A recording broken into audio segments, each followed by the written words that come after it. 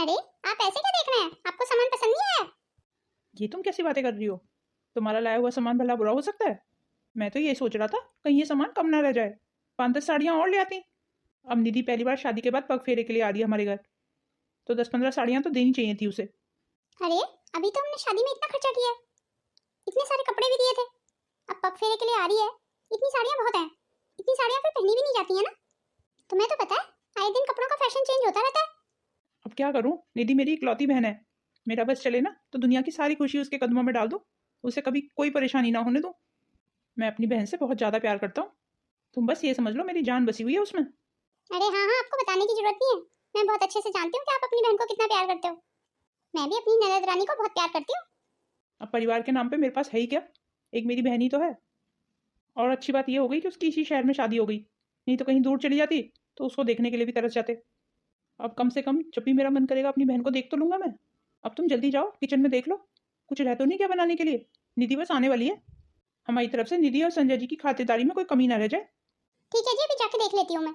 अब मीना सामान तो कम लेके आई है निधि के लिए, तो मैं एक काम करूंगा, चुपचाप से कुछ पैसे दे दूंगा अपनी बहन को, उसका जो मन करेगा वो खरीद लेगी, मेरे दिल को भी तसल्ली रहेगी फिर। भैया कहाँ हैं आप? अरे निधि, मेरी बहन तू आ गई, मैं तेरे इंतजार कर रहा था। भैया कैसे हैं आप? अरे मेरी बहन, तुझे देख लिया ना, अब मैं बिल्कुल ठीक हूँ। मीना, देख निधि आ गई है, जल्दी से नाश्ता पानी ले आओ। अरे ये सब क्या है? ये तेरे लिए और संजय जी के लिए तो मंगाया मैंने। अरे भैया इन सब की क्या जरूरत थी? अरे जरूरत कैसे नहीं थी, मेरी बहन जो आ रही थी शादी के बाद पहली बार पग फेरे के लिए, तो उसे मैं ऐसे ही खाली हाथ विदा कर देता। ओ भैया, अभी आपने शादी में भी इतना खर्चा किया था, अब फिर कर दिया। क्या जरूरत थी भैया इतना खर्चा करने की? तेरे लिए तो मेरी जान भी हाजिर है मेरी बहन, तेरे लिए तो जितना खर्चा करूँ ना उतना कम है। आप भी ना भैया, अब मुझे रुला के ही छोड़ेंगे।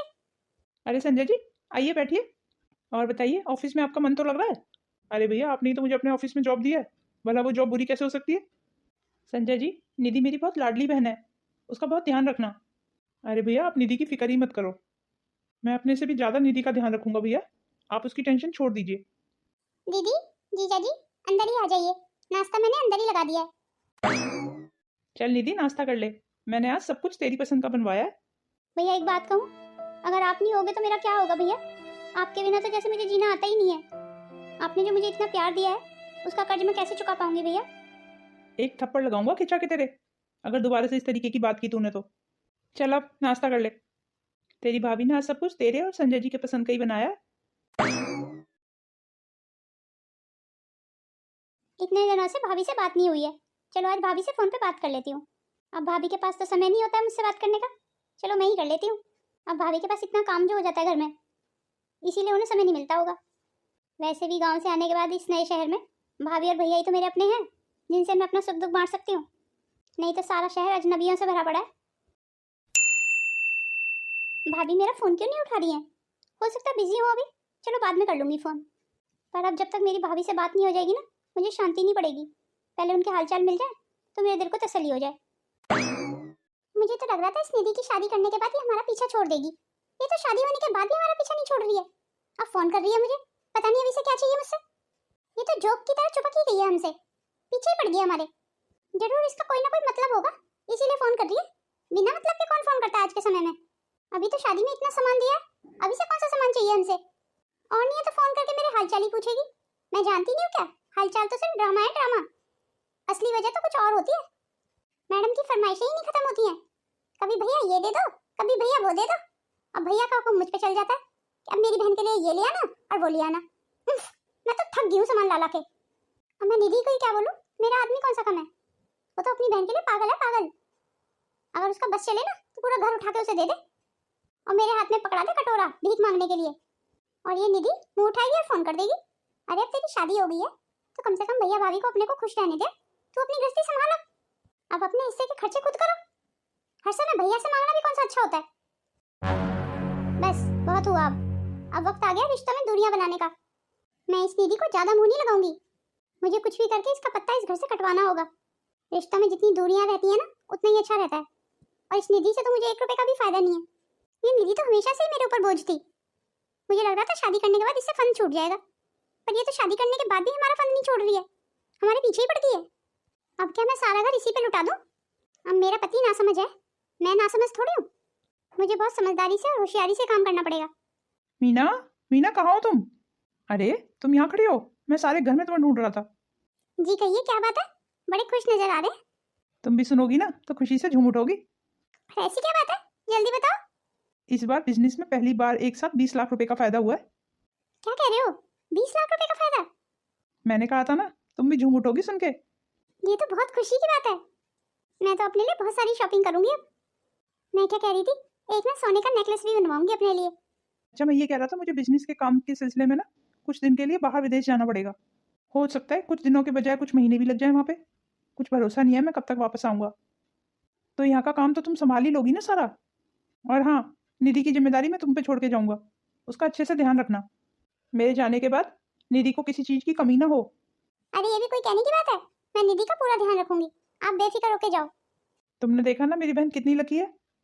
मैंने कुछ ही पैसे लगाए थे उसकी शादी में और बदले में भगवान ने छप्पड़ फाड़ के दे दिया हमें। तुम खामखाई मेरे से मना करती रहती थी कि उसकी शादी पे इतना खर्चा मत करो। वो तो आपने अभी अपना बिजनेस नया जमाया था ना, इसीलिए मुझे चिंता हो रही थी। मेरी माँ हमेशा कहा करती थी कि बहन बेटी को देने से ना कभी कमी नहीं होती है। आज मैंने देख भी लिया। और सबसे बड़ी बात यह है कि संजय जी को जो मैंने अपने ऑफिस में जॉब दी हुई है, वो फैसला मेरा गलत नहीं था। वो भी सही साबित हुआ। संजय जी एक बहुत नेक दिल इंसान है। संजय जी बहुत मन लगा के बहुत दिल से काम करते हैं हमारे ऑफिस में। वो हमारे ऑफिस को अपना ऑफिस ही समझते हैं। बदले में बस मुझे ये ध्यान रखना होगा कि हमारे ऑफिस में संजय जी को किसी चीज़ की कमी ना हो। अगर मेरा बिजनेस ऐसे ही अच्छा चलता रहा ना, तो संजय जी की सैलरी में डबल कर दूंगा। मुझे ऐसे लगता है अभी इतनी जल्दी में ना कोई भी डिसीजन लेना सही नहीं होगा। अब तुम्हारा बहनोई तो बहनोई रहेगा ना, तुम्हारा भाई थोड़ी बन सकता है।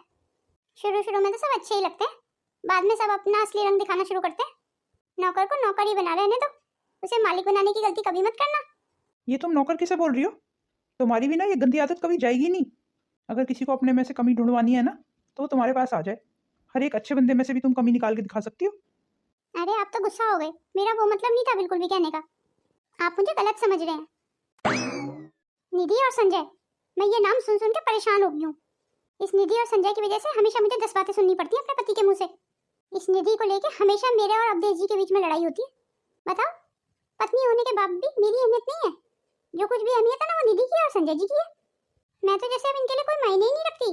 मैं तो जो भी बोलती हूँ वो गलत ही होता है। कई बार तो मुझे ऐसा लगता है कि हम लोगों को इतना प्यार नहीं करते हैं जितना ये निधि के परिवार से करते हैं। वैसे तो अवधेश जी, आपके बिना मेरा मन नहीं लगेगा बिल्कुल भी, पर अब मैं दिल से चाहती हूँ कि आप कुछ दिन के लिए चले ही जाएं बाहर। तभी तो मैं मजा चखा पाऊंगी इस निधि को। फिर आप देखना मैं कैसे भाभी होने का फर्ज पूरा निभाती हूँ। आप चाह रहे हैं मैं आपके बिना इतने दिन तक कैसे रहूंगी, कैसे सब कुछ संभालूंगी? अरे तुम देखना, तुम मुझसे भी अच्छे तरीके से ऑफिस हैंडल कर पाओगी। और शादी से पहले भी तो तुम नौकरी करती थी ना। ऑफिस के काम का अनुभव तो है तुम्हें। बस थोड़े दिन की तो बात है, थोड़े दिन बाद तो मैं लौट ही आऊँगा ना। अच्छा, ये पावर ऑफ अटॉर्नी है, इसे बहुत ध्यान से रखना। कहीं भी कभी भी इसकी ज़रूरत पड़ सकती है। ऑफिस का कोई भी अगर तुम्हें डिसीजन लेना है ना, तो ये पावर ऑफ अटॉर्नी उसमें बहुत काम आएगी। एक तरीके से ऑफिस की पूरी पावर है ये। और हाँ, इस पावर का गलत यूज़ मत करना। और तुम ऑफिस में अकेली तो हो ही नहीं। संजय जी हैं ही ना तुम्हारी मदद करने के लिए। तुम कहीं भी अटकोगी या कुछ समझ ना आए ना, तो संजय जी से मदद मांग लेना, वो तुम्हारी मदद कर देंगे। संजय जी से मदद लेने में झिझकना नहीं बिल्कुल भी। जी जैसा आप कह रहे हैं मैं वैसा ही करूंगी। चलो ठीक है, फिर मैं चलता हूँ। सबसे पहले तो मुझे इस संजय को ऑफिस से निकालना है, और धीरे धीरे इस निधि का भी आना जाना बंद करवा दूंगी इस घर से। भगवान करे इस संजय की दूसरे किसी शहर में नौकरी लग जाए और निधि को लेके वो हमेशा के लिए किसी दूसरे शहर में चला जाए। कम से कम इन दोनों से मेरा फंड तो छूटेगा। नहीं तो आए दिन मेरा पति इन पे खर्चे कर रहा होता है। एक तरीके से देखा जाए तो निधि और उसका पति हमारे टुकड़ों पे ही तो पल रहा है। हमारे ऑफिस में तो जॉब करता है, अगर हम उसे सैलरी ना दें तो भूखे मर जाएंगे दोनों के दोनों। मुझसे क्या गलती हो गई थी भाभी, जो आपने मुझे ऑफिस से निकाल दिया? आप आ गए, आपके लिए चाय फाय कुछ लाऊं? नहीं, अभी कुछ नहीं चाहिए मुझे। कुछ हुआ है क्या? कुछ परेशान लग रहे हैं आप मुझे। नहीं नहीं, कुछ नहीं हुआ। नहीं, कोई बात तो जरूर है, बताइए ना मुझे क्या बात है। आज मेरी नौकरी छूट गई।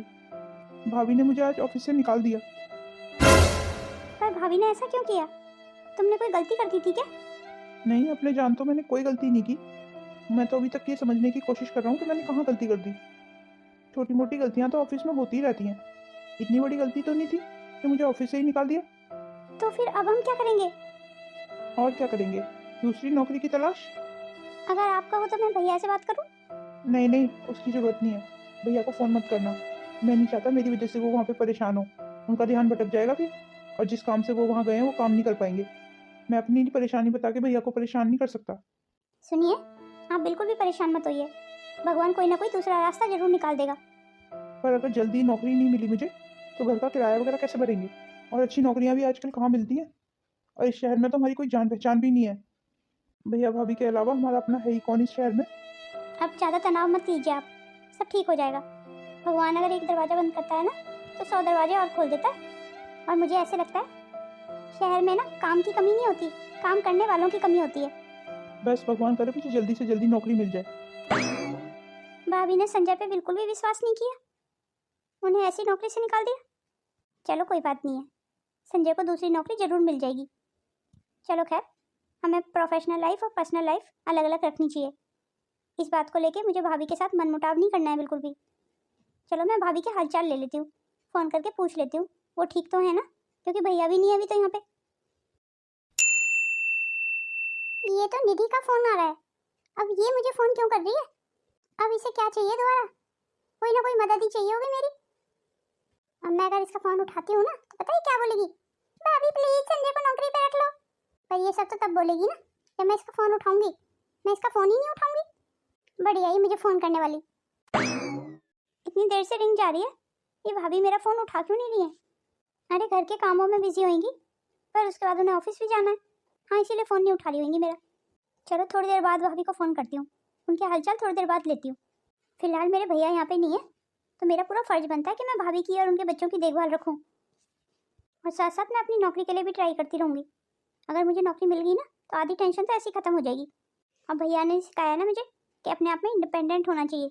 बस बहुत जिम्मेदारी उठा ली मेरे भैया ने मेरी। मुझे लगता है कि मुझे भैया और भाभी का ध्यान रखना चाहिए। और भैया बहुत अच्छा करके गए जो भाभी को सारी जिम्मेदारी दे के गए, और भाभी को भी अपने आप को साबित करने का ये बहुत अच्छा मौका है। आप आ गए, मैं आपका इंतजार कर रही थी। मुझे आपको एक खुशखबरी देनी है। तुम्हें पता है, जिस नौकरी के इंटरव्यू के लिए आज मैं गई थी वहाँ मेरा सिलेक्शन हो गया। वो नौकरी मुझे मिल गई। कंपनी वालों को मेरा आइडिया इतना पसंद आया कि उन्होंने मुझे नौकरी पे रख लिया। ये तो बहुत खुशी की बात है। मुझे तो तुम्हारी काबिलियत पे कभी भी शक नहीं था। बस अब मन लगा के काम करना। मुझे ना भैया की बहुत याद आ रही है आज। भैया होते तो कितना खुश होते ना। अब तुम ज़्यादा परेशान मत हो, वैसे भी कुछ दिनों की बात है, कुछ दिनों बाद तो भैया आ ही जाएंगे। हाँ, मेरी परेशानी यही तो है कि भैया जब आएंगे तो उन्हें तो ये भी नहीं पता कि हमने वो शहर छोड़ दिया है, हम दूसरे शहर में हैं। और जब भैया को फ़ोन मिलाने लगती हूँ तो उनका फ़ोन ही नहीं मिलता है। भैया को तो कुछ भी नहीं पता कि भाभी ने तो नौकरी से निकाल दिया है, और हम इतने दिनों से इतनी परेशानी में जूझ रहे थे नौकरी ढूंढते हुए, और अब जाके मुझे नौकरी मिली है। हाँ, तुम्हें तो मिल गई। बस भगवान से यही प्रार्थना है कि मुझे भी मिल जाए अब जल्दी नौकरी। अरे तुम क्यों फिक्र करते हो? कल तुम्हारा इंटरव्यू है ना, तुम देखना कल तुम्हें नौकरी मिल जाएगी। और जिस कंपनी में तुम इंटरव्यू देने जा रहे हो कितनी बड़ी कंपनी है वो। अच्छा ये बताओ, तुमने भाभी को बता दिया कि हमने वो वाला शहर छोड़ दिया है, हम किसी दूसरे शहर में हैं? अगर भाभी फ़ोन उठाती तो ज़रूर बता देती। वो फ़ोन उठाती ही नहीं है मेरा। भाभी तो बहुत बिजी हो गई हैं अब, और भाभी को तो पता भी नहीं होगा कि हम दूसरे शहर में शिफ्ट हो गए हैं। चलो खैर छोड़ो इन बातों को। जब भाभी खुद फ़ोन करेंगी ना तुम्हें तभी बता देना तुम कि हमने वो शहर छोड़ दिया है। अवधेश जी, कैसे हैं आप? हाँ हाँ मीना, मैं बिल्कुल ठीक हूँ। तुम बताओ कैसे फ़ोन किया? घर में तो सब ठीक है ना? संजय जी और निधि ठीक है? अच्छा, मैं ये सोच रही थी तुम सोनू के जन्मदिन से पहले घर वापस आ सकते हो। नहीं, अभी तो नहीं आ पाऊँगा मैं। मुझे शायद कुछ समय और लग जाएगा यहाँ पे। मैं सोच रही थी सोनू के जन्मदिन पे अच्छी पार्टी दूँ। तुम्हारा जैसा मन करे ना वैसा कर लो। और हाँ, निधि और संजय जी को ज़रूर बुला लेना। जी ठीक है, जरूर बुला लूंगी। दुनिया इधर की उधर हो सकती है, पर अवधेश जी के दिल से निधि और संजय नहीं निकल सकते। और वैसे भी मुझे तो उनका आता पता ही नहीं है। मैं बुलाऊंगी तो तब उन्हें जब मुझे उनका पता होगा। मैंने तो इन लोगों से अपना वास्ता ही खत्म कर लिया। और इस निधि के तो रोज फोन आते हैं, पर मैं भी इतनी बच्चड़ हूँ, मैं भी नहीं उठाती फोन। एक काम करती हूँ, मैं अपना फोन नंबर ही चेंज कर देती हूँ।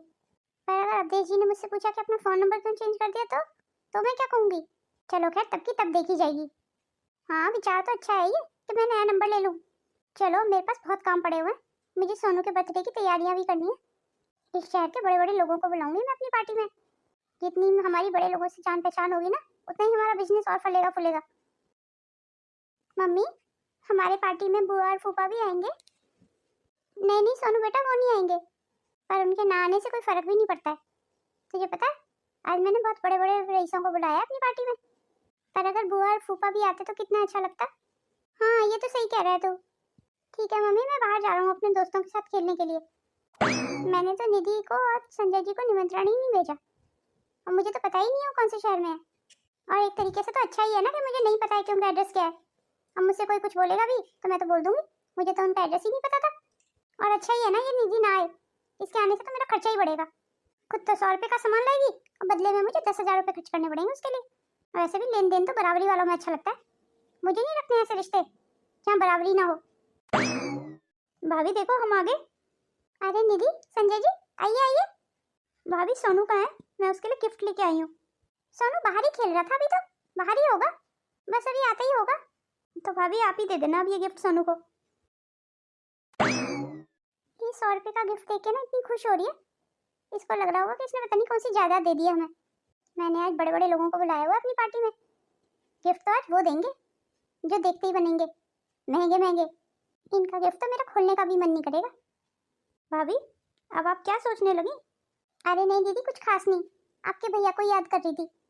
देखो भाभी, हम बिना बुलाए आ गया आपकी पार्टी में। मुझे पता था आप हमारा एड्रेस ढूंढ रही होंगी पर आपको मिला नहीं होगा, इसलिए हम खुद ही आ गए। आपने बहुत अच्छा किया दीदी जो खुद आ गए, मेरे पास तो आपका एड्रेस ही नहीं था तो मैं निमंत्रण कहाँ भेजती। पर सच बताऊँ ना, इस पार्टी में आपके बिना बिल्कुल अच्छा ही नहीं लग रहा था दीदी। चलिए खैर इन बातों को छोड़िए दीदी, आप कुछ खा पी लीजिए।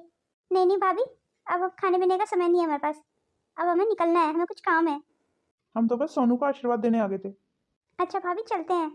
अच्छा उस गिफ्ट पैक में ना हमारा फ़ोन नंबर और घर का नया एड्रेस लिखा हुआ है, आप वो लिख लेना। और भाभी सोनू को हमारी तरफ से सॉरी बोल देना कि हम उसके जन्मदिन पर रुक नहीं पाए, और उसे ढेर सारा प्यार देना मेरा। अच्छा हुआ खुद ब खुद चले गए, मैं नहीं चाहती थी कि ये लोग यहाँ पे रुके। जी शर्मा जी बोलिए, क्या बात है? मैडम आप चलेगी, 2-3 जगहों पे आपके साइन चाहिए थे। शर्मा जी मैं अभी अभी तो ऑफिस से घर आई हूँ, मैं बहुत थक भी गई हूँ, और आपको तो पता है ना मेरा बेटा कितना बीमार है। पर मैडम आपके साइन भी बहुत जरूरी हैं, अगर आपके साइन समय पे नहीं हुआ तो बहुत नुकसान हो जाएगा कंपनी को। देखो शर्मा जी, अभी तो मैं नहीं आ सकती हूँ, अभी क्या अगले 1 हफ्ते तक मैं नहीं आऊंगी। मेरे बेटे की तबीयत ठीक नहीं है बिल्कुल भी, और दुनिया में कुछ भी मेरे बेटे से बढ़ के नहीं है मेरे लिए।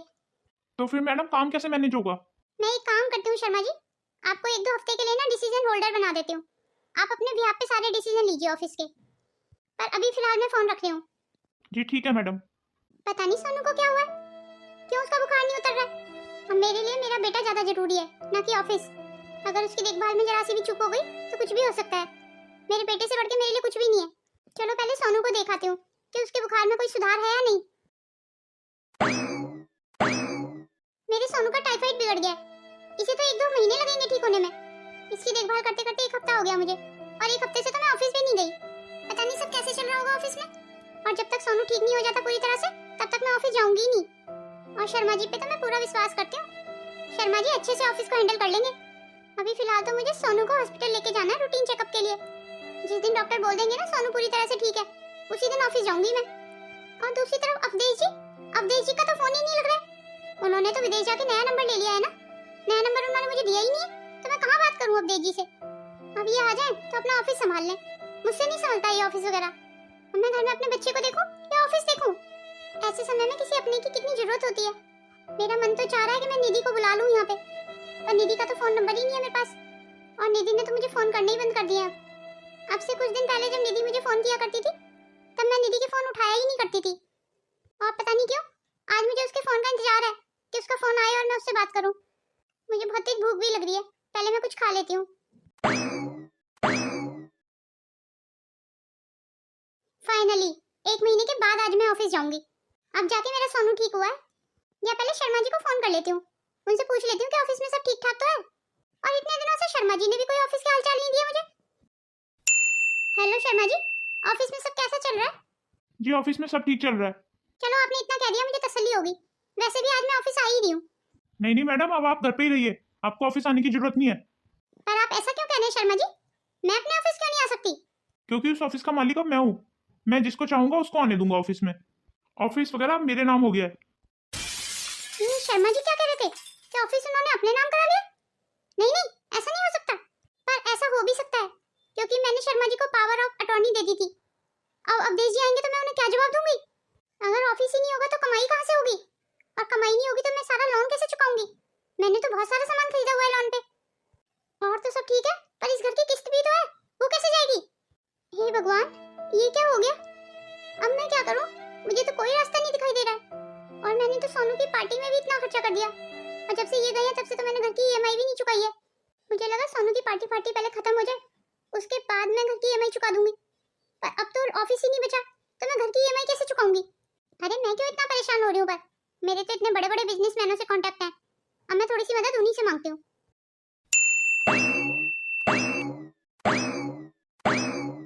सबने मेरी मदद करने से इनकार कर दिया। ये सब लोग तो ऐसे बात कर रहे हैं मुझसे जैसे मुझे जानते ही नहीं है। इतने बड़े शहर में अब किससे मदद मांगू मैं? किसका दरवाजा खटखटाऊं? एक काम करती हूँ, निधि और संजय जी से मदद मांगती हूँ, पर मुझे तो उनका फोन नंबर ही नहीं पता और उनका एड्रेस भी नहीं पता कि वो कहाँ रहते हैं। निधि और संजय जी तो अपना एड्रेस और फोन नंबर देके भी गए थे, पर मैंने पता नहीं कहाँ फेंक दिया वो, और आज मुझे उनकी इतनी जरूरत है और मेरे पास उनका फोन नंबर और पता ही नहीं है। अब तो बैंक वाले भी मुझसे ये घर खाली करवा लेंगे। अब मैं सोनू को लेके कहाँ जाऊंगी? इस बड़े शहर में कौन मदद करेगा मेरी? इस समय भला दरवाजे पे कौन होगा? चलो देख लेती हूँ। ये वाला क्या पेपर देख के गया मुझे? अरे ये तो बैंक का नोटिस है। इसके अकॉर्डिंग तो मुझे परसों तक ये घर खाली करना पड़ेगा। अब देव जी आप कहाँ हैं? मैं बहुत बड़ी मुसीबत में फंस गई हूँ और मुझे तो समझ भी नहीं आ रहा है कि मैं इतनी बड़ी टेंशन से अपने आप को कैसे निकालूं। नहीं क्यों आज मन इतना परेशान क्यों है? भगवान करे मेरे भाभी और भैया सब अपने घर पे ठीक हों। इतने दिनों से भाभी ने भी कोई फोन नहीं किया मुझे, और ना भैया की खोज खबर है कोई। एक काम करती हूँ, मैं ही कर लेती हूँ भाभी को फोन। हेलो भाभी। निधि दीदी ये आपका नंबर है? मैं आपके फोन का कब से इंतजार कर रही थी। दीदी मुझे आपकी मदद की जरूरत है। भाभी मैं आ रही हूँ आपके पास।